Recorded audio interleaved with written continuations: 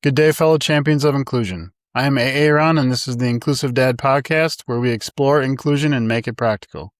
Thank you for taking time out of your busy schedule to join me in exploring ways we can create a more inclusive world together. You are important, you matter, and you can make a difference. Today, my guest is Robert Rackley. Welcome to the show. Thank you very much for having me. Absolutely. Why don't you just start us off by just telling us a little bit about yourself? Sure. So Robert Rackley is my own name, and I come from Ireland. In Ireland, we have a similar problem around the world, which is we're not fully understanding what neurodivergence is. And so my background is I'm a trained psychotherapist. Was in therapy as an undiagnosed person, in therapy as a diagnosed person, did a bit of therapy undiagnosed as a therapist, and now so I'm diagnosed with combined type ADHD. That's led me on to specialise in psychotherapy for divergent people. So talking to you from a full sensory room that I do therapy in, led me on to do a master's then in autism and neurodivergence. And so my practice at the moment is just for divergent people only. And it is an acknowledgement, I suppose, of the lack of services that are there, but also the lot of mental health problems that come from being a divergent person. And so a lot of the stuff I do in here is based around trauma also, and all the bits of trauma that go with being divergent. And then I suppose a lot of psychoeducation piece. I've moved then from doing therapy spaces into training spaces. So thankfully I'm training therapists, I'm training doctors, hospitals, schools, that sort of stuff. And doing a bit more of this. So talking as a divergent person who has been through the entire journey. So that's me. Awesome. Thank you for that introduction. Let's start off. What is your definition of inclusion? This is something I've really worked on, actually, because a question I asked myself was, we'll just go therapy spaces, but then that can expand out. In therapy spaces, I wanted to make sure that as a therapist, I was being inclusive. And then the thing that I realized was that I wanted to create an environment that you didn't have to mask, that you could honestly be yourself. To do that, it meant that I had to redefine what the definition was. So the definition for me is to provide environment, spaces where anybody with any sort of difference can thrive and not just survive. A place where there's less masking and less camouflaging. Yeah, that's a great definition. So as you were talking, I was thinking, I mean, is there certain things inherent in like a typical therapy space where, neurodivergent people have to mask, or is there stuff built kind of into like the normal space that, it's hard for neurodivergent people to be able to share? Yeah, I actually did my research on this subject. What I found was that as neurodivergent people, we mask in therapeutic spaces. If the right space is there and we get the right environment, we can unmask. So that's complicated because if you're in a therapy space and you have a therapist that doesn't understand masking, for example, and many people who are psychologists, psychotherapists are not formally trained in divergence. So lots of upskilling going on now. So what you can have then is you can have a client in the room who is masking, and the therapist misreading what that means. And so what that could come across like in a therapy room is disengagement. And that would make sense to anybody who's divergent, who has been in the therapy space before. It might have felt like you had to pretend. Sometimes how we feel, if there's a lot of rejection sensitivity, we can even pretend as clients that the sessions are going well when they aren't. And so what I found in my own experiences going into therapy spaces was very small rooms. The lighting not appropriate. A therapist sitting very much straight at me. With all the eye contact that's involved in that also. So in therapeutic spaces, I do think that there's, when as clients and when as neurodivergent people we go in, we might be doing more masking in those spaces than we realize. Some of that related to simply the environment also. Yeah, I mean, I think I have a good grasp of what masking is, but do you maybe want to explain it so we are on the same page? Sure. So masking is the thing that, if we think about neurodivergent people, we're born with divergent brains, and how this world brings us up is with a typical way. So we're all brought up typically. That means that we get told from the very beginning what not to do. You can't do that, stop that. And we get rewarded for when we sit still with ADHD, or when yes, very good, you're smiling, you're being social, well done. So we get rewarded for that.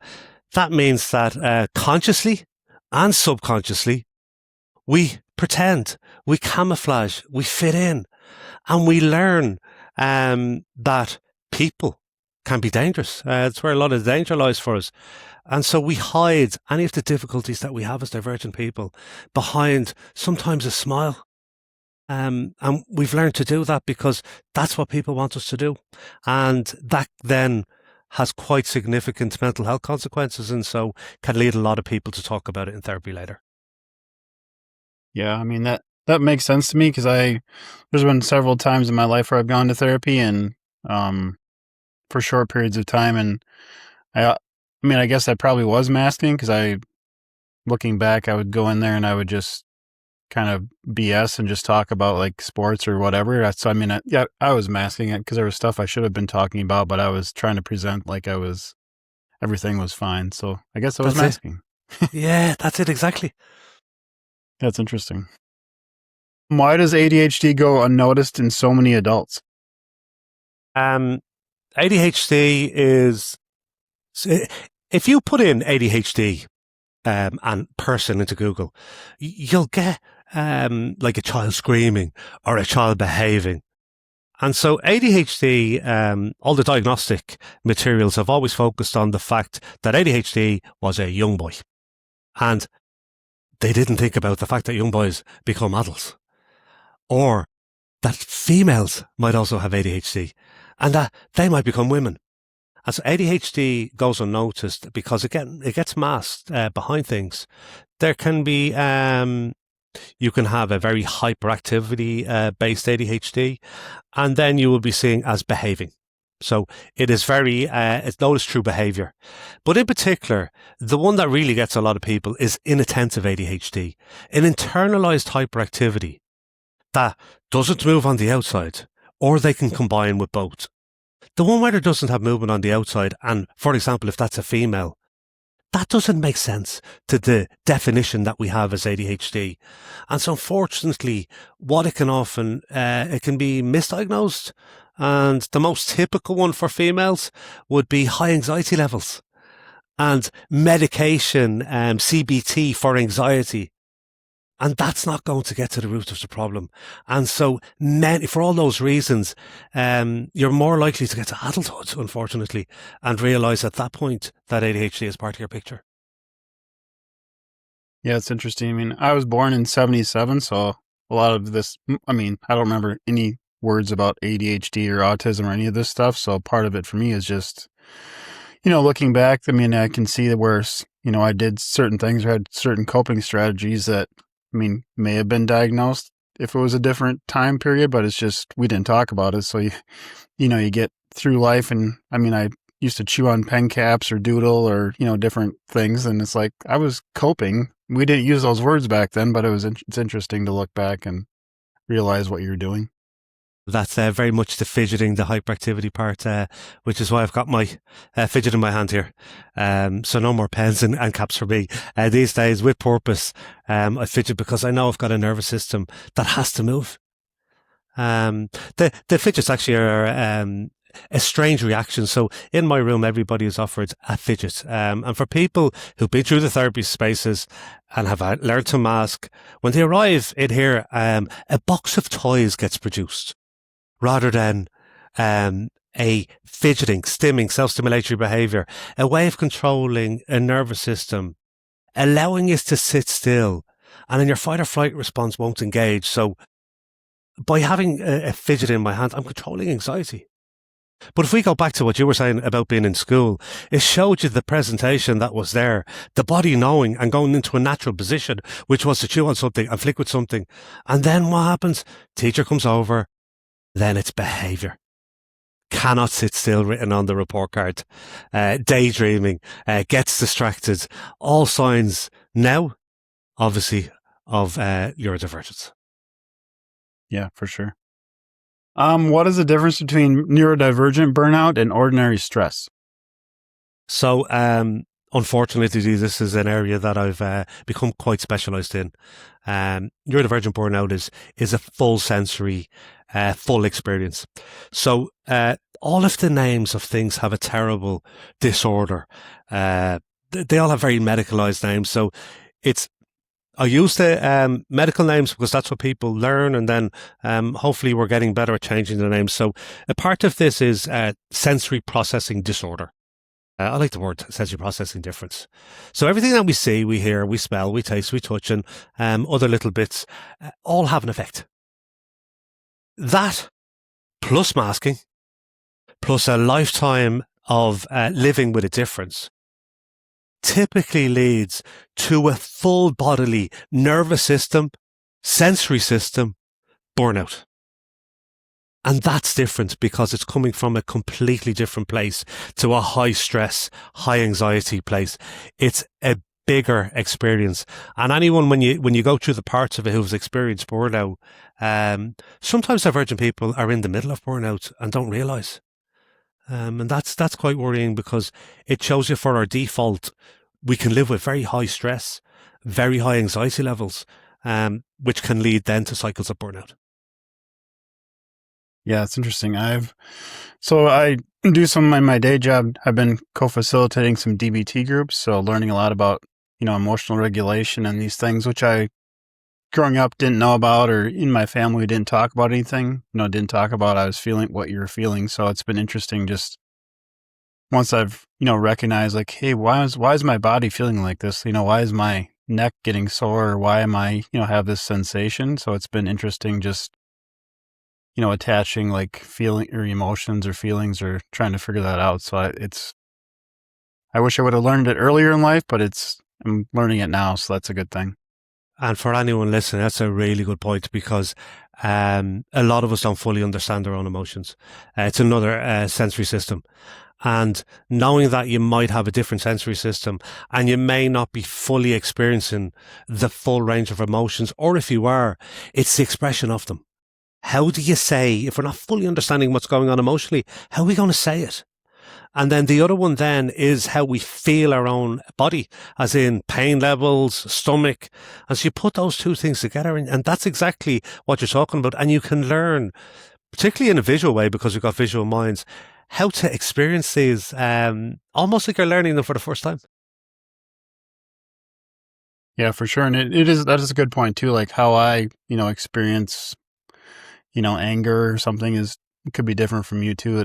I feel it maybe in a different spot in my body or you feel it, but it's just, like I said, it's been interesting. Like I'll be sitting around now and I'll, like my neck starts getting sore, like my chest is feeling tight or something. It's like, what is this? Like, where did that come from? Like, why? I mean, there's nothing like I can think of that's doing it. So it's like, where is that coming from? Is it like, what happened or what? So it's been interesting just to like feel it, now I'm realizing it. And then, if I can figure it out, try to, maybe avoid something or change something or, it's interesting. And they come from different places, but those unexplained bodily sensations you're talking about, they can come from high stress levels. And anytime anybody has feeling something unexplained, I always ask them to consider their stress levels because we may not notice that our stress levels have gone up. Yeah, and I mean, I've been doing a lot of like fishing the last couple of years, so I know enough about myself now where it's been a long period of not just, sitting out there and fishing or sitting outside. It's just, I can kind of feel it building up and then, I don't feel as good. I have a headache and it's interesting. It's just, I know that. So it's, if I start getting a headache or something, it's like, okay, I need to slow down, go outside for a little while and just hopefully that helps with the, it'll help me eventually or get me through it. So. And another good way is if you're going to learn sometimes to experience emotions, that means that, as adults or teenagers, we can explore our own names. We can explore, how we choose to call things, how we choose to feel them. I like that because that means that we can come up with really clever neurodivergent ways of explaining and then coping mechanisms around emotions. Yeah, do you maybe want to talk a little bit about that? Like, what do you mean? Like, you can explain it differently or come up with, Sure. maybe give examples? So you can, I suppose if somebody was listening and they Googled something like body mapping, they can see like a diagram of emotions and then where roughly they're felt. And in particular, when I come across, the actual word for this is called alexithymia. It's a Greek word and it translates to have no word for emotion. And it's another sensory system where sometimes we just don't feel the thing. So when that comes into the therapy room, we having divergent brains, we can explore then in something like body mapping, something like colours, something like, so sometimes it's just a picture of the body and where are you feeling this thing? So as much visual understanding as possible, because up until a point where we start to understand that this might be a feature of our divergence, we will have been told what this feels like. But what if in that telling, we don't experience it in the same way? Then visually, or drawing, or whatever way you want to do it, make it a picture. Take a picture of it. You can name your emotions colours. There's films where they're made into characters. So it's that idea of visualising emotion, if that makes sense. Yeah, that does make sense. Thank you for clarifying. Why are so many neurodivergent individuals misdiagnosed or misunderstood? I think that's one of the first things you learn in my therapy space, is that exact thing, that we are grossly misunderstood. The answer to that is quite complicated as to why we are misunderstood. This is in different neurotype. We used to think that there was one neurotype on the planet. We're now starting to see that there are many different neurotypes, and being neurodivergent is a different neurotype. Now, if you think about, in the animal kingdom, and you've got two different animals, two different species, communication between them is very difficult. It used to be aggression and they run away, or some sort of interaction. And so for neurodivergent people, this is a different neurotype. And the way we communicate, the way we express ourselves doesn't match that other neurotype. And in that lack of understanding, ridiculously, neurotypical people then start to see divergent people as a problem. Oh, you're not doing it the way I do it. You're not showing this in the way I show it. Like the ridiculous idea of low empathy levels with autism and ADHD, simply not true. So it's a catastrophic misunderstanding in some cases. And that's because they are two different neurotypes. And I like that explanation because that makes sense, that when I'm around neurodivergent people, I do less of this stuff. And then when I'm with neurotypicals, it gets more clunky and awkward. Shown that these two neurotypes, they simply misread each other. And unfortunately, the way it's gone is neurotypical people see divergent people now as problems, and sometimes as problems to be fixed. So I think that's where things get misread, and we're often seen as behaving rather than having a difference. So how does that play out, like in the therapy space? Let's say I am neurodivergent and I go to a non-neurodivergent therapist or somebody who doesn't understand it. Like, does that show up in like a whole different diagnosis, or like how does that show up? Well, if we go back to the thing we're talking about, which is masking, if you have a therapist who's doing work to a masked client, then there's a thing that's really important in a therapy space called a therapeutic relationship, or the therapeutic alliance. And that is the predominant part of therapy. Basically, you have to really get on with your therapist and understand each other. And then actually the interventions based after that are a hell of a lot less than the relationship. The relationship is the important bit.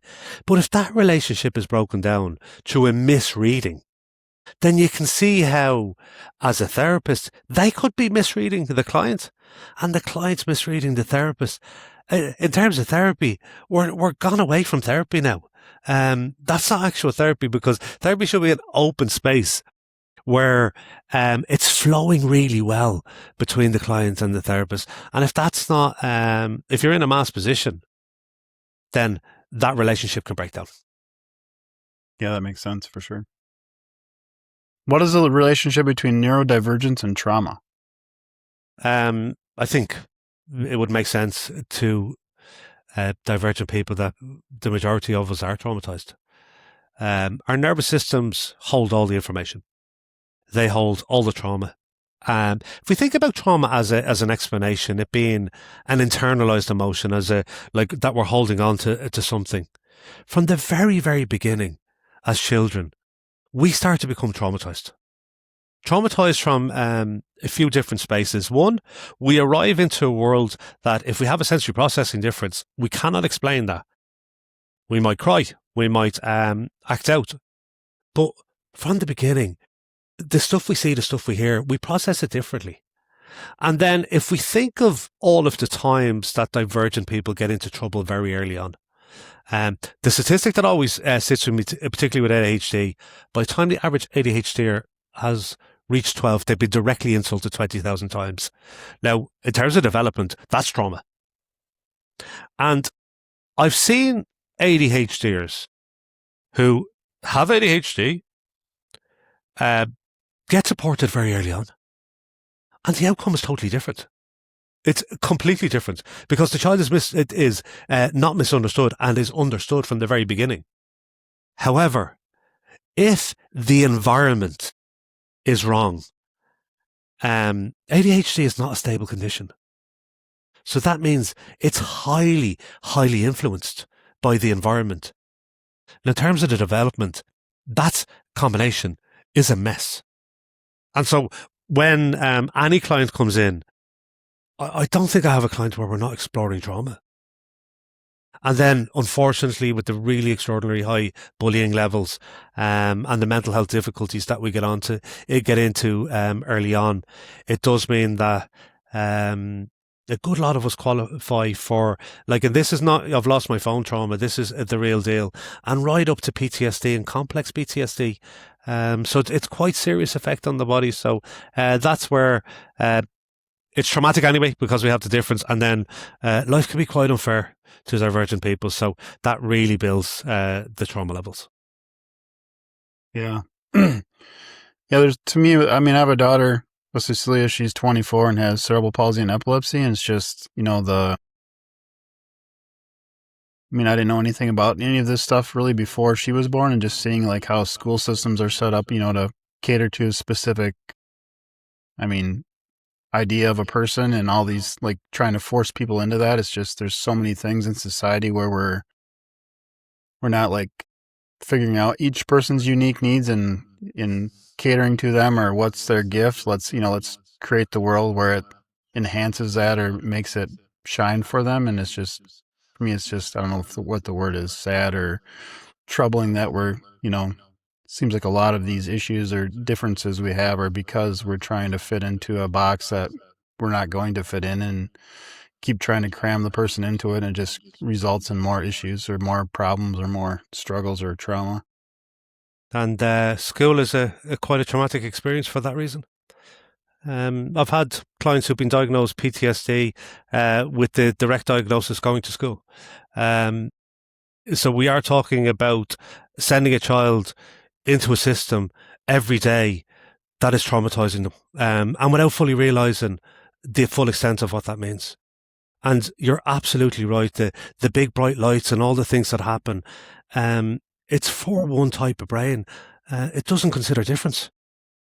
And yet, as you've seen, and as all divergent people will know, or anybody with any sort of difference, the talent, the ridiculousness of seeing some people as not having intelligence. And you can imagine early on teachers who believe this and you get put to the back of the class. This is the opposite of inclusion. And the further back you go, the worse it gets. And all the teachers, everybody completely misunderstands then why the child is acting out. Why wouldn't the child act out? Yeah. And there's a TEDx talk that name isn't coming to my brain now, but there's a study supposedly that they told the teachers like these A students are F students and these F students are A students, and it like the A students all of a sudden were, had a lot of issues or troubling or kind of, met that expectation, but also the F students, met the A expectation. So it's just was a reminder to me of how powerful, the teacher has this thought in their mind of what the person is. It can drastically, affect the outcome or how they feel about themselves or how they're going to achieve things. And it's worth remembering that at school, it can be some of the worst times, and it does get better. Unfortunately, and we have to educate the schooling systems. We're just not built for difference. But I find with clients, particularly the teenagers, the school is a really, really rough time, and it can substantially improve. It's showing where some of the problems might be coming from.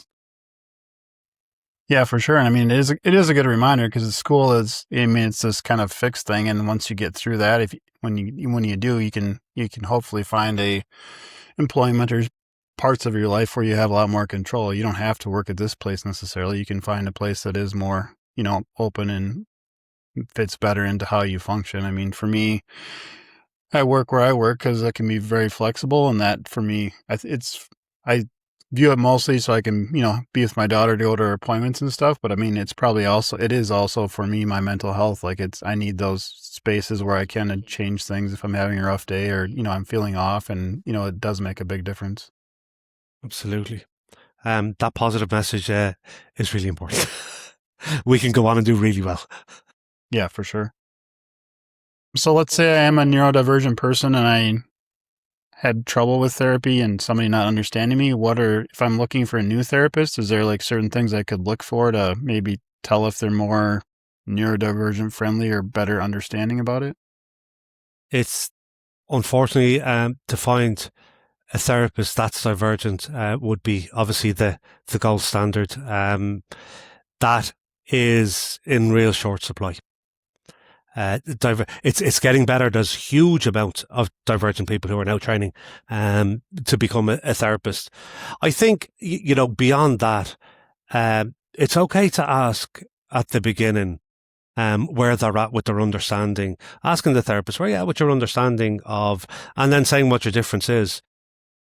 What I have found, and I do train therapists in this, is therapists are very highly trained. There's a huge amount of education that goes into, and a huge amount. You have to reflect. There's a lot that happens. It takes a long time to become a psychotherapist. If you have a psychotherapist with all that education and all that understanding, and a little bit like that, they're trying. So this is if they don't have neurodivergence. If they have a little bit of an interest, please, just a small bit. And if you could, I find in therapy actually, because neurodivergent people and we're so understanding, I think if the relationship's right with the right therapist, willing to do a bit of education, even educating the therapist on divergence and what it is, and the right therapist that will go and explore that with a bit of research, that's quite a good relationship. That one can work. If you have a therapist that, you get a bad feeling about, go with your gut. Don't go into those spaces. So really, neurodivergent friendly, please. At least if they accept and are willing to explore that with you, then you can still go into spaces quite successfully. Unfortunately, what happens most of us is we see another therapist as another therapist, because divergent people always end up in mental health spaces. So unfortunately, the next person is another one. And sometimes for divergent people arriving in, I can see it straight away.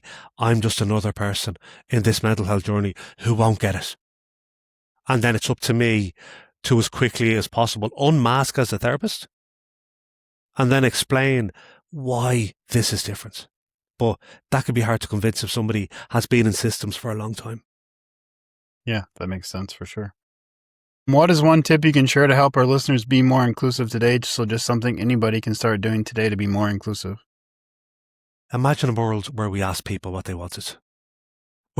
Where you simply ask the person what they need. So in therapy, that's what I do. And then that's the thing I try to explore with other people. So for example, being in a sensory room, when people come in, the first thing that they have a choice of is chairs or beanbags or not. The other thing is all the lights change in here. So this room can become whatever colour the persons want, or the lights can go up, the lights can go down. I can have, stars on the ceiling. If the person wants therapy to a certain type of music, then that's what will happen. So I've often done sessions to Taylor Swift, where we're exploring deep, complex trauma through Taylor Swift songs. So the thing I've gotten really good at is by asking the person, is there anything in this environment that you'd like me to change? And exploring what those changes, and also knowing that some people won't even fully understand what they need yet.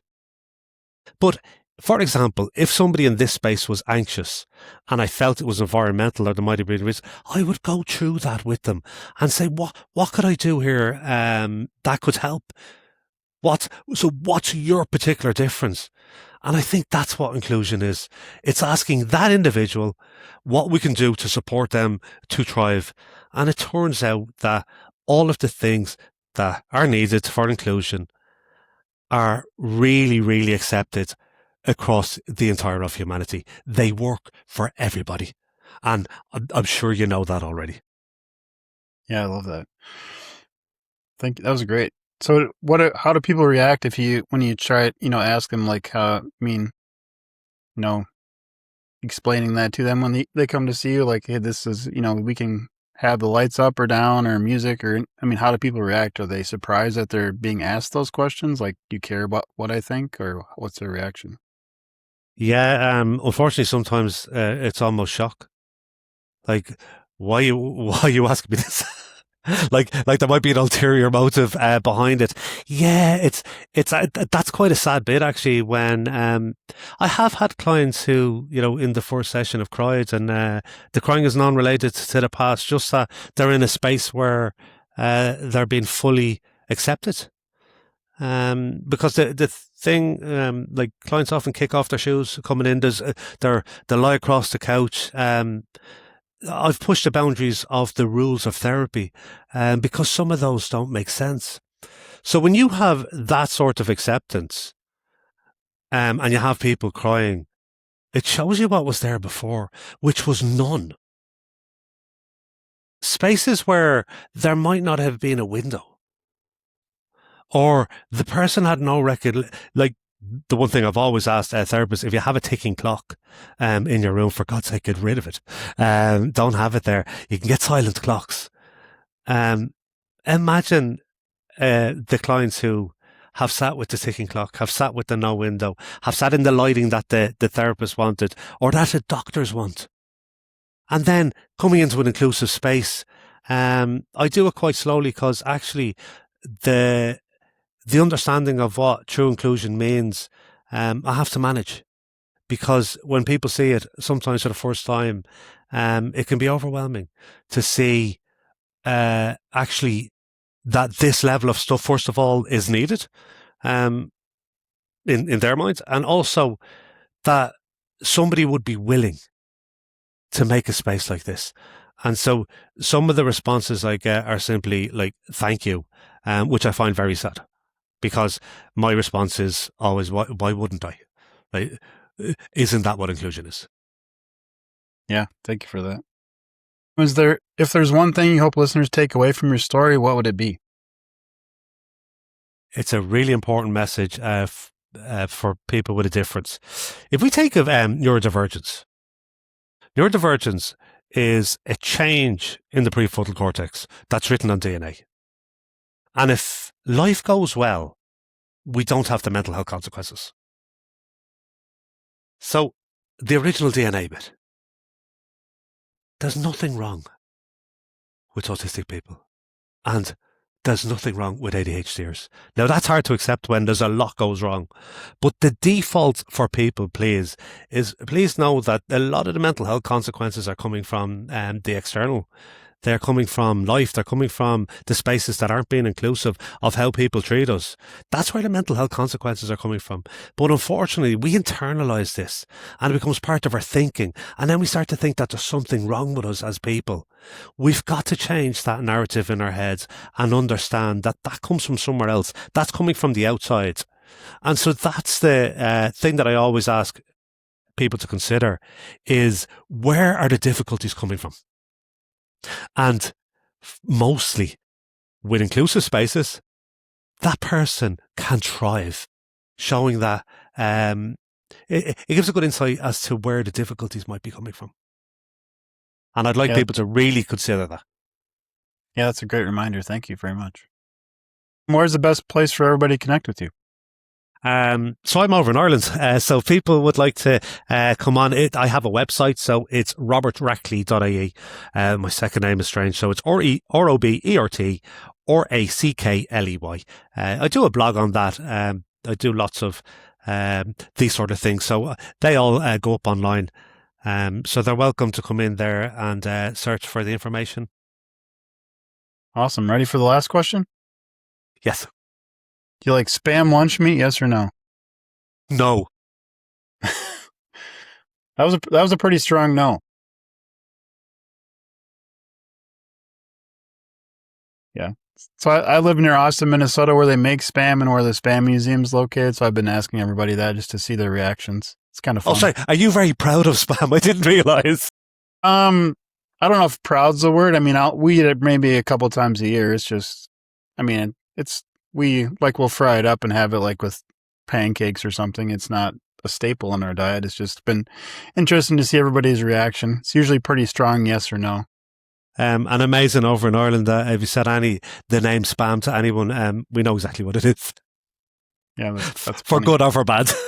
Yep, for good or bad. Yes, for sure. Well, thanks for being on the show. I appreciate it. Thank you.